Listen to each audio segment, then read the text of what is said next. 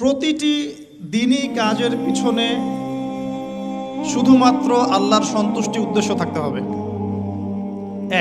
প্রত্যেকটা দিনই কাজের পেছনে উদ্দেশ্য থাকবে শুধুমাত্র আল্লাহর সন্তুষ্টি অর্জন করা।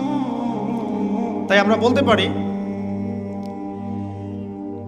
বলতে পারি আমাদের দিনই কাজের যত প্রেক্ষাপট আছে, যত ক্ষেত্র আছে, এর সব কিছুর ইখলাস ঠিক থাকতে হবে। আল ইখলাস লিল্লাহ, এটা হচ্ছে সবচেয়ে প্রথম কথা। এখন আমি একটু ব্যাখ্যা করি আপনাদের সামনে ইখলাস কি। দিনই ইলম শিখবো কেন, মানুষ আমাকে বড় স্কলার বলবে, এটা ভাবলেই জাহান্নামে যাওয়ার জন্য যথেষ্ট। নামাজ পড়বো কেন, মানুষ আমাকে দেখে নামাজি বলবে, জাহান্নামে যাওয়ার জন্য যথেষ্ট।